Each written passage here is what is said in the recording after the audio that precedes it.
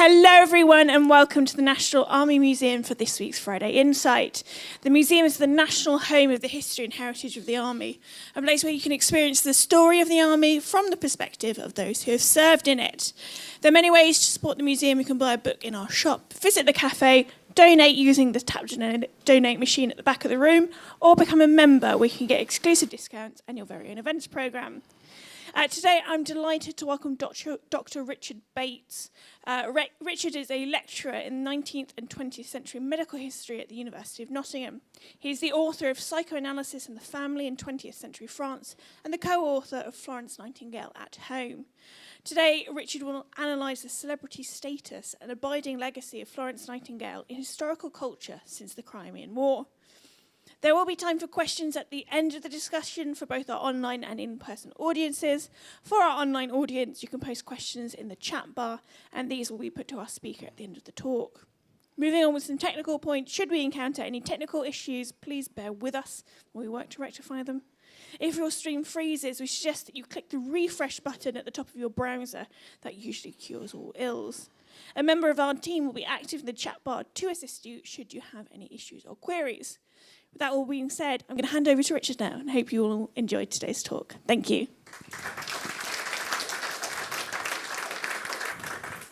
Hi everyone, thank you for coming today and turning up far more punctually than my students often do. And thank you to the National Army Museum for inviting me. So yeah, I'm Richard Bates, I'm a lecturer in history at the University of Nottingham. Both of the main kind of research projects I've worked on have been to do with famous women in medicine. One of them is French, and so only famous in France. Her name is Françoise Dolto, but she is equivalent in fame to Nightingale in France, I would say. And so I'm quite interested in women in medicine, in the gender dynamics of fame and authority and charisma and charm.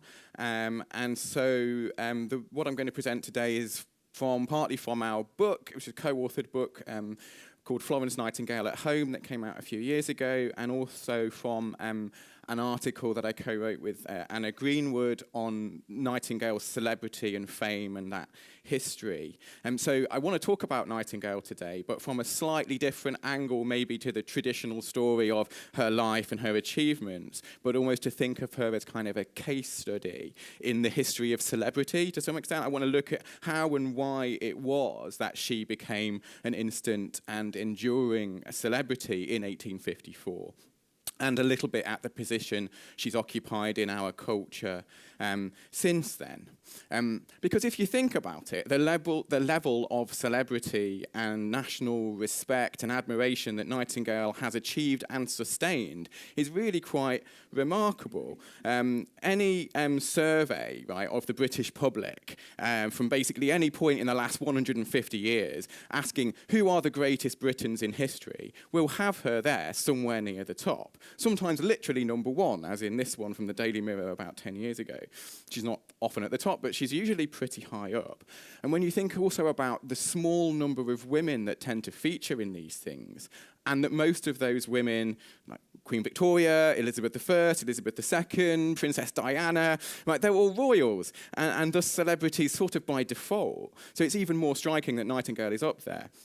If you're talking non-royal women, there are very few who can match Nightingale's level of fame and recognition. Sometimes you get, Ada Lovelace, maybe like Jane Austen, Margaret Thatcher, sometimes also Mary Seacole, who we might talk about later. But basically, you can kind of say Nightingale has made more of an impression on the British public mind than pretty much any non-royal woman in history. And as a historian, I find that quite interesting, because I think obviously the question is why and how.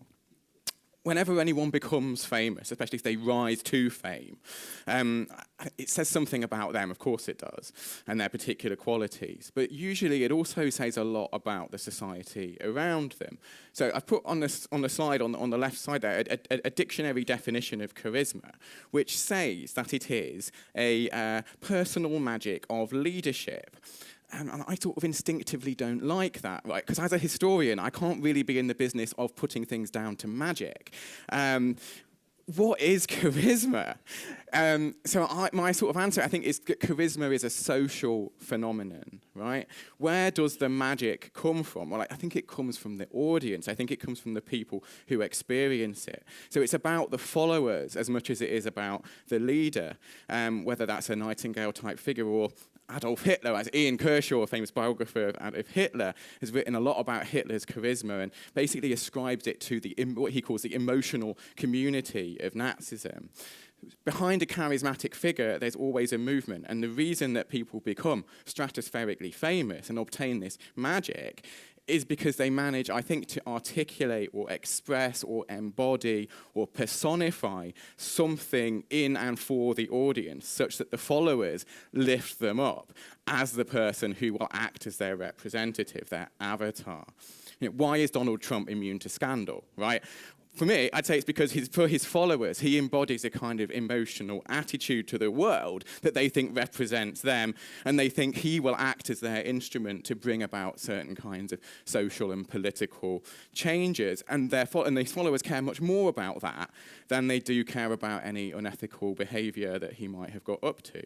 So I think with Nightingale, something kind of comparable happens, obviously with much more positive results, right? It sounds quite bad to start by comparing as a Hitler and Trump, but in my view, she becomes famous because she embodies something for a community, and I guess sort of continues to do so, because otherwise she'd be forgotten by now, but she isn't. And of course, whenever you think about celebrity, you also immediately have to think about the media and the media environment. There's no celebrity without mass media, I think you'd agree. So I guess in the first part then of this talk, I want to look at the origins of Nightingale's fame in 1854 and how the myth sort of begins. And then I want to look a bit at the more recent developments in the sort of last century or so. And I think what we can say is that without the British press, without the newspapers, there would be no Florence Nightingale in the way that we understand it, certainly without the Times newspaper. And that's not to say she doesn't have real achievements or wasn't an impressive figure. I think everyone who met Nightingale liked her, found her impressive. Well, not everyone liked her, but everyone found her impressive, sorry, I should say. But having spent some time with her history, her archives, I think I would also say that the things that she's most famous for, that the sort of myth of her, is not the same things that she would necessarily claim as her greatest achievement. So there is a divergence, I think, between the public figure, the myth, and the reality. I think it's also an argument that Nightingale is kind of the first modern celebrity. I mean, I don't think there's a sort of general agreement as to who that is, but she is one of the first media-created celebrity figures in British history, I would say. And what I'm going to try and show you is that actually some of the key elements of her public image, basically the lady, literally the ladybird version of her, are kind of formed in the public mind and in the media before she's actually done anything at all. The myth of Nightingale is created in October, November 1854 and changes very little subsequently, even though she remains an influential public figure right through to the end of the 19th century. I guess, how do we explain, what is it that she embodies, right? What is the emotional community, if we take Kershaw's term, behind her? So that's what I want. So here's how I'll try and explain it, right? Anybody remember this guy? Right. Captain Tom Moore. Why is he famous? For walking around his garden, right? Easy answer. But, okay, what does that mean, right? Like, why does a 100-year-old guy walking around his garden make him famous or have anything to do with Britain's national response to a pandemic? So, again, my answer is it sort of embodies something, right? Spring 2020, lockdown, everybody wants to do something constructive to help with this horrible situation, but almost nobody had the ability to help, unless you were a key worker, and if you were, thank you very much for your service. But there was very little that most of us could do. We were powerless. But somehow, and again with the help of the media, right, Captain Tom became, I think, a kind of symbol of that, or a symbol of trying to overcome that.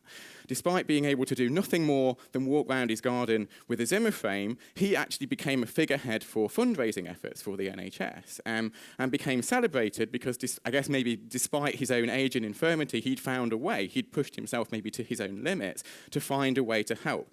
And this captured the imagination and led to a great deal of fundraising for an NHS charity.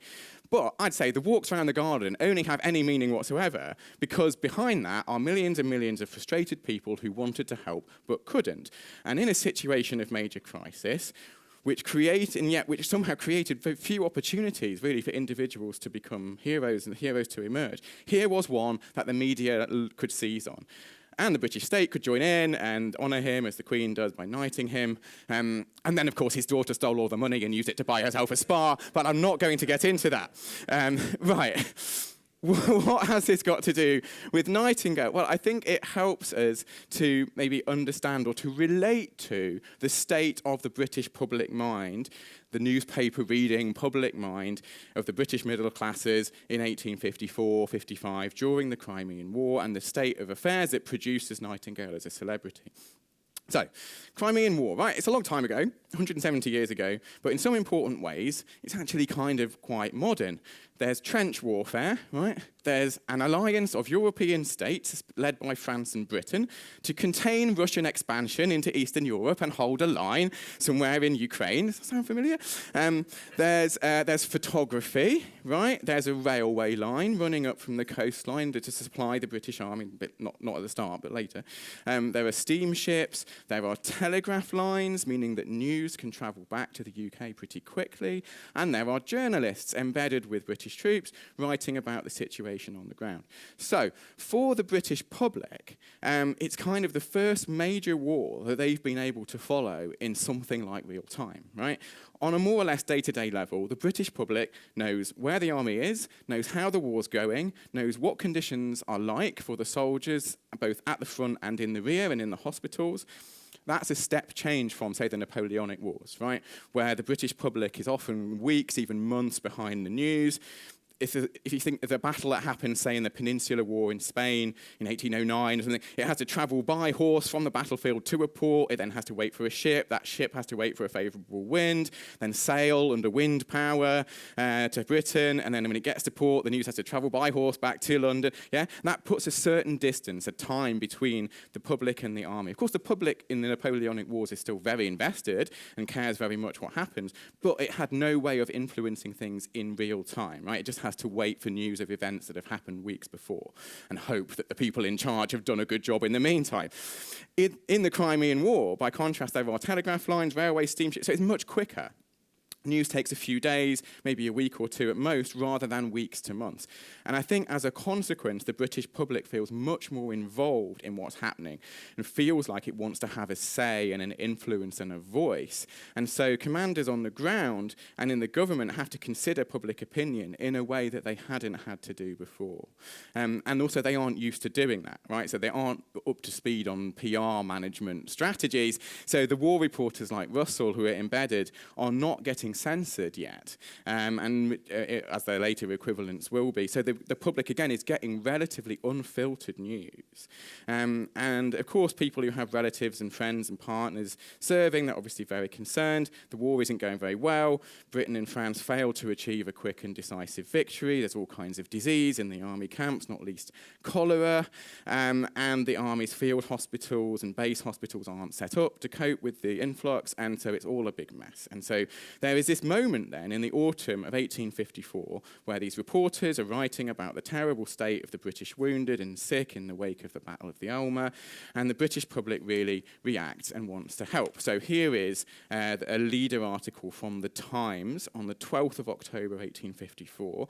Here we are sitting by our firesides, devouring the morning paper in luxurious solicitude, counting the days of Sebastopol.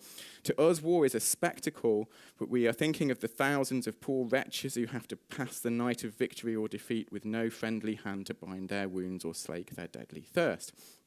So we have to imagine then the British public, the middle classes, reading their copy of the Times and feeling themselves deeply connected with what's going on and unable to do anything about it. Well, we don't entirely have to imagine because we have images like this from Punch magazine showing us the spectacle of the family around the kitchen table, reading the news together and having a powerful emotional reaction to it.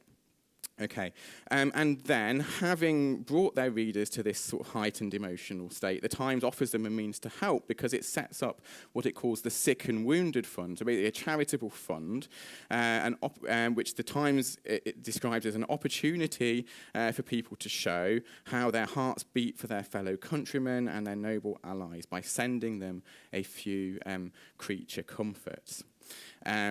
So the Times has brought this to everyone's attention. It's created a means for them to help.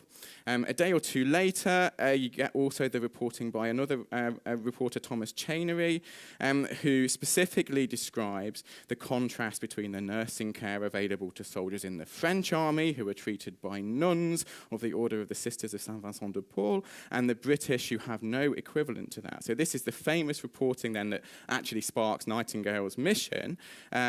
He says, why have we no sisters of charity, right? As in, why don't we have the same ability to nurse our soldiers with female nurses? And he says, there are a number of able-bodied and tender-hearted English women who would joyfully and with alacrity go out to devote themselves to nursing the sick and wounded. Women are, after all, the best nurses. And so again, the British public, or at least the educated middle classes reading the Times, sees this and thinks, yeah, we have to do something. Of course, it's this reporting that prompts Nightingale herself, as a member of the upper middle class British Times readership, to offer her services. And some of you will know the story. It also, at the same time, prompts the government minister, Sidney Herbert, to write to her to say, would you lead a mission? So their letters cross in the post. But it isn't, my point, I guess, is that it is not Nightingale's personal qualities or abilities that are driving the reporting. It's the situation on the ground and the dynamic between the British press and the public and what's happening in the war. And what has happened is that a vacancy has been created. A job description has been created, hasn't it? Right? A very Florence Nightingale-shaped job description, to be sure. But she doesn't create it. The newspapers do. There is demand for a Nightingale-style figure, and that exists independently of her as a person. Right? A strong sense that Britain has a need that needs filling. And they're already imagining what she's going to be like before they know anything about her, right? So I think, this image here is probably pretty close to what the general British public has of Florence Nightingale. So that is published in Punch on the 4th of November, 1854. At the time that goes to press, Nightingale and her nurses are on a boat, right? They are about to arrive in Turkey, but they're not there yet. They haven't started working yet. They haven't done this yet, right? And that's really important, isn't it? Because the vision of her exists before her, right? The demand is so strong for somebody to be Florence Nightingale that it creates the template for her image before anybody knows anything about her as an individual at all, right? And so we have to, I think, therefore conclude that if it wasn't her, it would have been somebody else, yeah? Because the vacancy is there. And I think maybe this partly explains one of the common misunderstandings actually about her. One of the common misunderstandings is that she took with her a party of like upper class ladies, right? Because this is how Chainery's written it, able-bodied and tender-hearted English women. Whereas, in fact, what she takes is a mixture of nuns and working-class hospital nurses, right? Majority nuns, actually. And I think, but what you see, even like 10 years later, people do not understand this point. So Henry Dunant, who's the founder of the International Red Cross, when he writes about Nightingale in his writings that create the Red Cross, he is imagining that Nightingale, he is under the mistaken impression that Nightingale led a party of middle-class volunteers, rather than experienced professionals and nuns and working-class people. And somewhat ironically, I think it's that vision, that mistaken full of him, because he's fundamentally misunderstanding what she did. Anyway, so in a way, her and her group don't quite fit the template that's been imagined. The reality is a bit different, but there's enough overlap that obviously it works. One of the things that helps, of course, is that she turns out not only to be a good nurse, but a very effective manager. And those of you who know the history of the war will know that one of the big drivers for the British public is the perceived sort of incompetence, organisational mismanagement of the army and the government. So the fact that she's not only a skilled nurse, but a very competent administrator, manager, statistician, becomes really helpful for her reputation. because it means that she can not only embody this idealized vision of a nurse, but also become that sort of avatar figure for the middle class, right? Who want to materially help the soldiers on the ground. So this sick and wounded fund that the Times creates, they put it at her disposition. They say, you go and spend it how you want.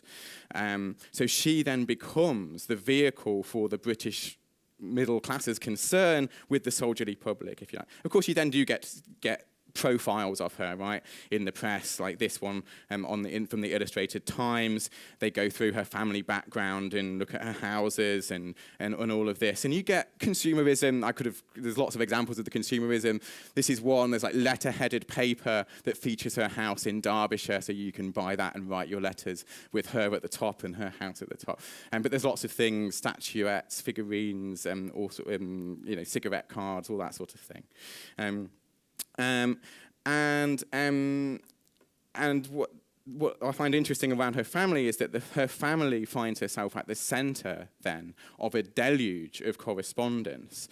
So all sorts of people are writing to her, to her home address once they know where she lives, with requests, with items that they want to send out to the troops, and her sister basically ends up playing this kind of impromptu coordinator role with all of this going on. So we have letters from her sister in her sister's archive where she writes about having to suddenly do something with a parcel of 150 waistcoats that she's been sent and 100 nightcaps that have come from the British expat community of Pau in the south of France, boxes of ginger brandy sent by a distiller in London, handkerchiefs, tobacco, pipes, shirts.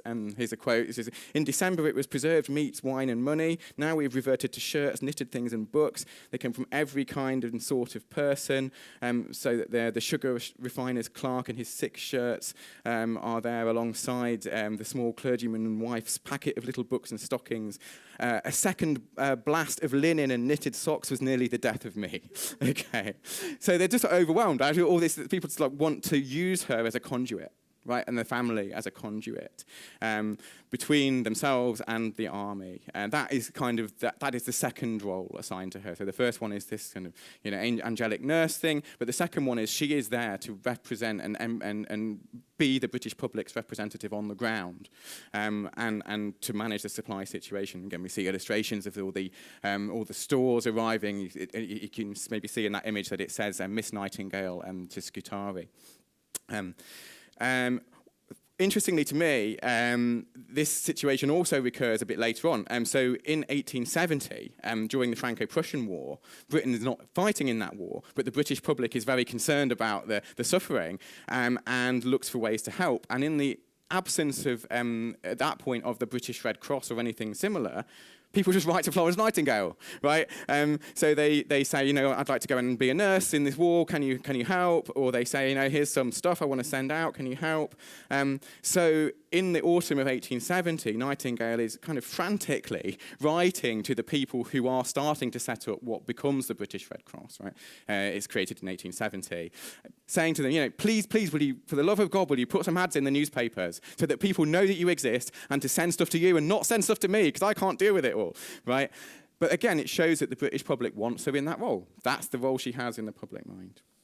And she is quite, she's quite touched by that actually. And she once the kind of crisis moment dials down, she is touched by the British public's desire to help. Okay, so to go back to the Crimean War, so I say it's the press that really creates her in the public mind, I think, and the template, as we've seen, is there before she arrives.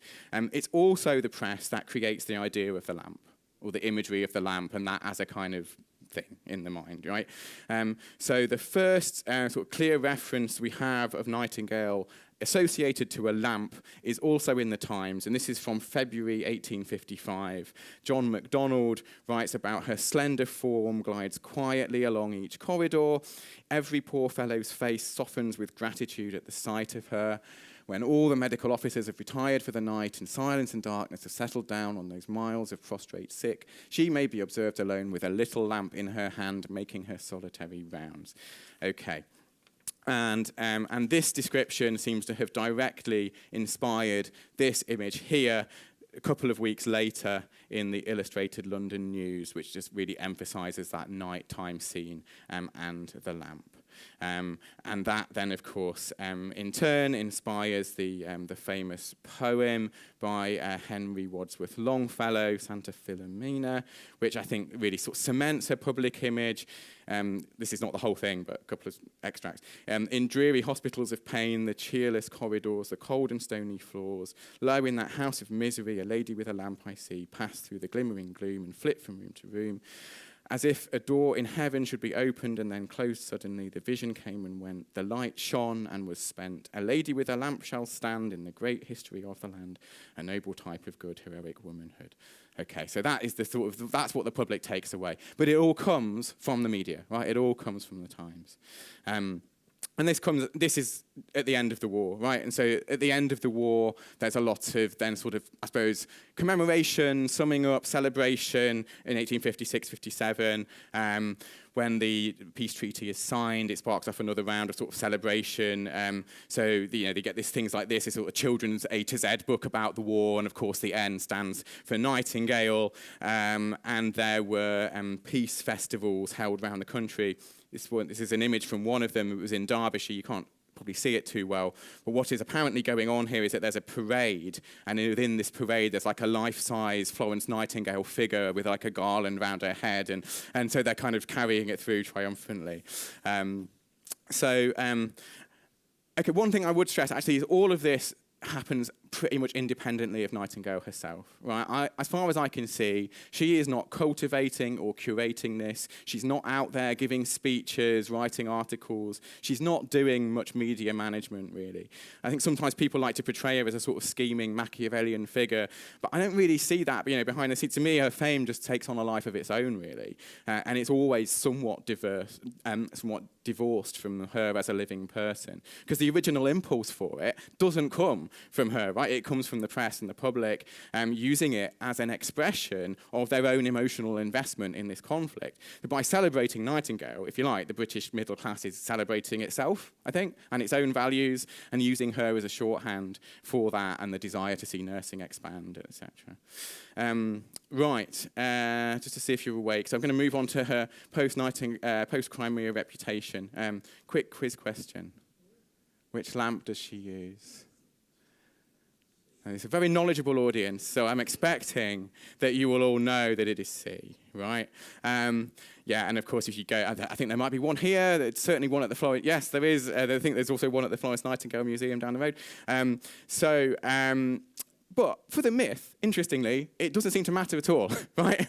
The lamp becomes a metaphor. It takes on a life of its own, even today, right? So every year, the Florence Nightingale Foundation does this ceremony at Westminster Abbey where they present the Nurse of the Year award, and the outgoing Nurse of the Year presents the award to the new one. And every year they do this procession through the Abbey, and every year they do it with the wrong lamp. Does it matter? Probably not. But it does tell us that we're in the realm of myth more than history. And I suppose, why then does the lamp capture the imagination so much, is a question for me. I think to explain that, we probably have to put ourselves a bit back into the 1850s. And you can see this is from 1856, the one on the left. And I think we're maybe talking about religion here a bit, right? Florence Nightingale, a very deeply Christian person herself, the 1850s, a deeply Christian society. The idea of the light and the lamp and the light of the world, it's just sort of so tempting for people brought up in Christian imagery to reach for that idea. She's bringing knowledge and sanitation and hygiene and her arguments about hospital design. Later, she believes very much in fresh air and sunlight as a disinfectant, bringing light to the darkness. It's just all sort of irresistible for people. I think you see it in the Jerry Barrett painting to some degree, even though it's a daytime scene, the way the light sort of falls on her here. What is lightened and what is darkened in this painting is obviously no accident. I also think that as well as religion, we have to start thinking about gender and the ideas that the mid-19th century British society has about women and women's function in the middle classes, say. So this Barrett painting reminds me a little bit of this one by William Powell Frith from 1856, so exactly the same moment. This is a British domestic scene, but I would draw your attention to the figure on the far left, presumably the mother figure of the family, who is sort of overseeing all this happy domesticity, the children there, there's going to be a birthday maybe, the men quite happily reading their papers and drinking their booze, and the mother figure is there overseeing it all, not putting herself at the centre, but very much essential to overseeing the scene, managing the scene. And I think that is sort of a template for Nightingale as well. I think you would maybe see some of this. This is kind of her role in this painting as well. This then is the era, right, where British middle and upper class society has these notions of women as the angel in the house. That's a term from a book from Coventry Patmore. The angel in the house is the one who brings order and calm and domestic tranquility so that the men can have repose and enjoy themselves.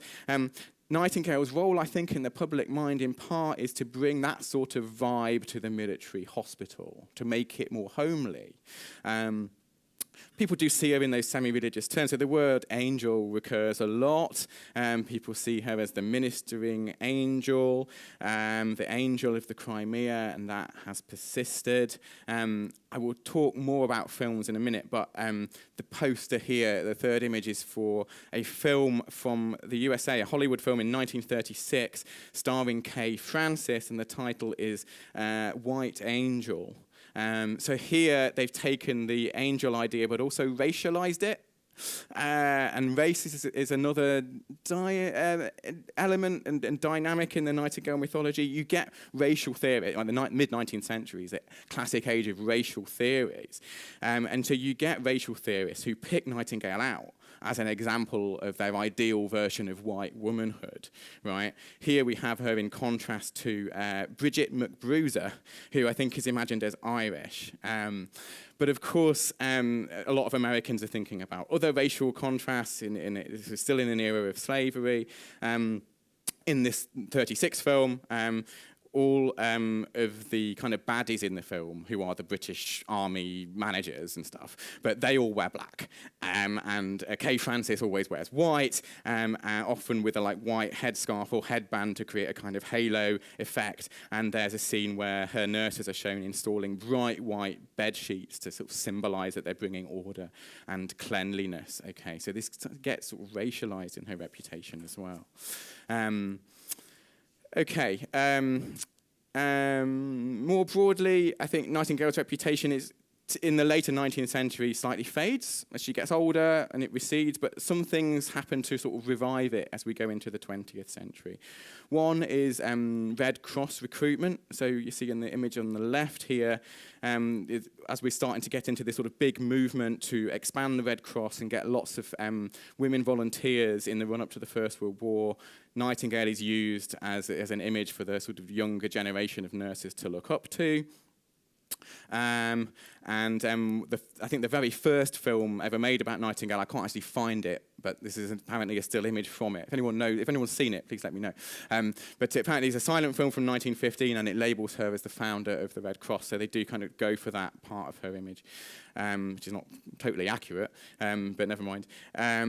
So there's that happens. Another thing quite interesting to me is the women's suffrage movement, right? So the women's suffrage campaigners of this era, the beginning of the 20th century, are quite naturally, I think, looking for heroic, inspirational figures from the past, and Nightingale is one that they do look to. So you get banners like this that was carried as part of a women's suffrage demonstration in 1908. A little bit later, in the 1920s, Nightingale's text Cassandra is published. If you don't know of this text, it's something she wrote before she became famous in the early 1850s, when she was very frustrated that her family basically wouldn't let her have a career. And she wrote it as part of this 800-page philosophical work that I think quite rightly was never published. But there's like a sort of, with the feminist bit, the Cassandra bit is much shorter, sort of 30 pages, and this was published by Ray Strachey in The Cause in 1928, a collection of feminist writing, and it's taken up then by that generation of feminists, notably Virginia Woolf, when she's writing A Room of One's Own. So there's that aspect to her fame. Another thing I suppose that happens in the early 20th century is just that she dies. So she dies in 1910, having, I think, for a while at that point been one of those people who everyone sort of assumed had already died. But like, oh right, she was still alive. But she dies in 1910, and that, I suppose, then creates a new moment, a new opportunity to celebrate her. There's a funeral. There's various statues get erected. This is the one on the left is the one in London. The one on the right is in Derby. There's a few others, one in Florence. At that time, you also get the sort of first big wave of scholarly biographies, some of which are on the table at the back of the room. Edward Cook is the best one, also Anne Matheson at this time. So that's another moment to commemorate her. And I suppose also in the 20th century, as I've already mentioned, cinema is starting to be a thing. During lockdown, I wrote a book chapter for a book on nursing. I should have put it up. Nursing in Popular Media is the book title. I wrote a chapter on all the films that have ever been made about Florence Nightingale, and my poor wife had to sit through weeks of lockdown watching endless Florence Nightingale films with me. But okay, none of them are very good, first of all. Well, some of them are better than others. I think I've already mentioned the Kay Francis one on the left. Probably the most definitive and the most watchable in a lot of ways is the Anna Neagle one, which is made in 1951. This one's made in the aftermath of the Second World War, of course, and does seem to be quite heavily shaped by that, emphasising more the sort of sense of solemn and patriotic duty, also at times grief in that one. So it's quite a sort of sober version of Nightingale. And so there were various other ones. In some ways, I think the most sophisticated and most interesting one is the one in the middle, which is a made-for-TV film from the 1970s, which is a bit more of a meta film in the sense that it's a film about a student researching Florence Nightingale for a project. And within that, they include imagined scenes of Nightingale herself, and what that device allows the film to imagine different possible interpretations of parts of her story. So they'll try it one way. Do we think that's persuasive? Well, maybe it happened more like this. So it's a bit more sophisticated. And that one also explores some of the psychological theories that had done the rounds by then about her illness. Because as you may know, Nightingale remained more or less bedbound from 1857 for quite a long time afterwards. And this has never been conclusively explained. In the 1990s, a doctor called D.A.B. Young attributed it to brucellosis, which is a disease you can catch from drinking raw milk or eating raw meat, which they suspect may have happened in the Crimea. So don't drink raw milk, kids, despite what Erling Haaland's Instagram account may tell you. So this seems to have convinced most people. But before that, in the 70s, say, there's a lot of kind of Freudian psychological interpretations doing the rounds that it's some sort of psychosomatic illness. So this film also plays with that. So generally, I think in the 20th and 21st centuries, although there's obviously still a lot of celebration of Nightingale and her legacy, there's also been some evidence of a different trend, which is to start and try and knock Nightingale down a bit. And I think it's somewhat understandable. I mean, I think there is a mawkish romanticism to some of the commemoration of her. I think it's not surprising that some more sceptically, cynically minded people might want to come along and try and puncture that. The first manifestation is probably this one, Lytton Strackey's Eminent Victorians, written at the end of the First World War, right? And what he's wanting to do in that book is to sort of cast some doubt on the high-minded Victorian ideals that seem to have led Europe into the calamity of the First World War. Actually, he struggles to knock Nightingale down very much. He presents her as having a kind of demonic, destructive energy that sort of consumed all the people around her and emasculated all the men in her circle, this sort of thing. He also does do a bit of psychoanalyzing of her in terms of her illness and cast doubt on the physical reality of her symptoms. By the 1960s, I think you get more of a general questioning of the idealisation of nurses as angels and of Nightingale herself. So you get like Nurse Ratched, the villain from One Flew Over the Cuckoo's Nest, I don't know if any of you would know the Edward Bond play Early Morning. This stages a lesbian kiss scene between Nightingale and Queen Victoria. So it's all in a very sort of absurd register, I think wanting to be provocative and just sort of poke at some of these shibboleths. Okay, and then in the 1980s emerges, I think, the first major real complication to Nightingale's reputation, which is Mary Seacole, right? So Seacole is rediscovered in the 1980s by two historians from Bristol. And this is the era where Black History Month is just getting going, and there's a kind of search on, I think, for forgotten but inspirational figures of Black British history. And so Seacole is, in her story, rediscovered and elevated quite quickly to quite a high status as a historical figure to celebrate. She's brought into the national curriculum. She quite quickly becomes seen as one of the greatest Black Britons in history. Again, in those surveys, you see her up there. And I think the obvious early temptation when, if you like, marketing Seacole and the idea and sort of bringing her back to public attention is to sort of reach for the Nightingale comparison, right? And in some sense to hitch Seacole on to the pre-existing fame of Nightingale and the knowledge that people have of the Crimean War via Nightingale. So a lot of the early presentations you get of Seacole in the 80s is like the Black Florence Nightingale. And there's a quote there from Salman Rushdie's book, The Satanic Verses, who refers to Seacole as another magic lamping lady who, being dark, could scarcely be seen for the flame of Florence's candle. I think that's a nice sort of encapsulation of the early sort of presentation of Seacole, that it's not just that she has been forgotten, but that somehow it's Florence Nightingale's fault that she was forgotten. And that's where the complication comes in. From there, there's then been, again, a lot of temptation to put them into a kind of competition rather than just sort of commemorating them independently. So Channel 4 had a documentary in 2005 called Mary Seacole, The Real Angel of the Crimea. So I think the title tells you everything about the comparison they're making there. The BBC then did a Horrible Histories episode, again, basically blaming Nightingale for why Seacole was forgotten and neglected as a historical figure. Then you have the Mary Seacole statue, which is finished, I think, in 2013. It's at St Thomas's Hospital. So there are sort of super fans of Florence Nightingale out there.